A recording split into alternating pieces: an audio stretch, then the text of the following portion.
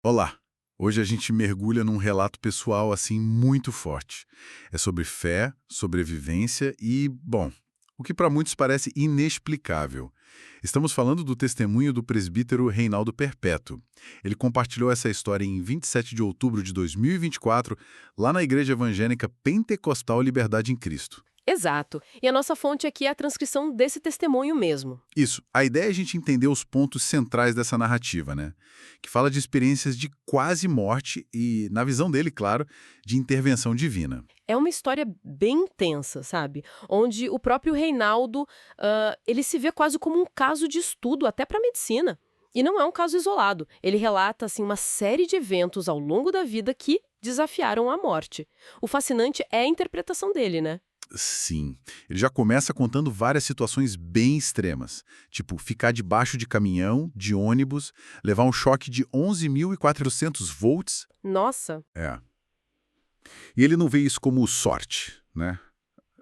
Acaso. Não. Para ele tem um padrão ali, sabe? Uma proteção divina que o preparava para algo maior. pois é, e essa conexão é chave desde o início. Ele amarra essas sobrevivências a um propósito, a uma missão de fé, de evangelizar. Funciona quase como um prelúdio para o evento principal, né? Para mostrar que Deus já o estava aguardando. E ele usa isso para encorajar outros na fé. E o ponto alto, assim, o clímax da história dele é um acidente de moto. Aconteceu em 8 de julho de 2023. A descrição é muito gráfica. Colisão com o carro, ele foi arremessado, quebrou uma placa com o pescoço. E aí vem a afirmação mais impactante. Ele diz que morreu no local. Morreu no local. É. E que ficou morto por cerca de 20 minutos. É aqui que a história fica realmente extraordinária. E a narrativa da ressuscitação é bem detalhada, né? Isso dá força para o testemunho. Ele conta da polícia chegando, identificando ele pelos documentos, diz que um policial conhecido insistiu, sabe? Pediu para a colega continuar chamando por ele, mesmo ela já tendo dito que não tinha mais pulso, respiração, nada. Impressionante isso. E segundo ele, essa insistência durou ali uns 18, 20 minutos, e só depois disso é que ele voltou a respirar. Quer dizer, ele constrói a cena para validar o milagre, né? Com testemunhas, com essa persistência contra a evidência inicial. É uma reviravolta e tanto. Mas as consequências físicas foram muito graves, né? Pescoço quebrado, múltiplas vértebras, C1, C3, C5. Exato. E é bom a gente ter noção do que isso significa, né? C1, C3, C5 são vértebras cervicais altas. Lesões aí são perigosíssimas. Afetam nervos vitais, controle de respiração, movimento. Por isso que a perplexidade médica que ele descreve faz todo sentido. Sim, o esperado seria. Morte ou, no mínimo, paralisia total, né? Tetraplegia. Ele até usa um termo popular, tetrapress. Ele ficou 3 semanas internado na Unicamp.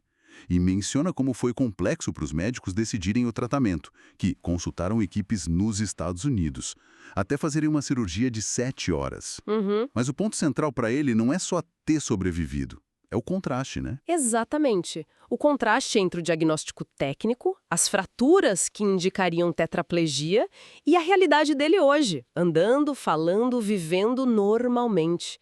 É nesse vão, né, entre a expectativa da medicina e o que aconteceu que ele baseia a ideia do milagre, aquilo que ele diz que confunde a ciência. E a recuperação em casa, a reabilitação, tudo isso vai reforçando a narrativa dele. Ele conta que a história impacta muitas pessoas, diz até que profissionais de saúde, estudantes, pedem cópia dos exames maravilhados. Então, para ele, o significado de tudo isso é bem claro. Claríssimo. O testemunho inteiro é montado como uma prova, prova da fidelidade de Deus e um chamado pessoal. Ele conecta a experiência com a Bíblia, reforça a ideia de propósito na dificuldade, de Deus usar os improváveis, como ele se vê, para confundir os sábios. Chega a dizer que médicos nos Estados Unidos passaram a crer em Deus depois de verem o caso dele. A mensagem final é: perseverem na fé, na missão. É um relato realmente, sim, muito poderoso sobre resiliência e fé diante do que parece impossível. A história do Reinaldo Perpétuo, como ele conta, né, vira um testemunho forte para a comunidade dele. Sem dúvida. É um exemplo fascinante de como a interpretação pessoal, com as lentes da fé, pode ressignificar eventos traumáticos e clinicamente extraordinários. Transformam em narrativa de propósito divino, de esperança. E isso levanta uma questão interessante, né? Como que essas narrativas pessoais, de fé, de milagre, convivem e dialogam com a visão da ciência, da medicina, sobre esses mesmos eventos hoje em dia.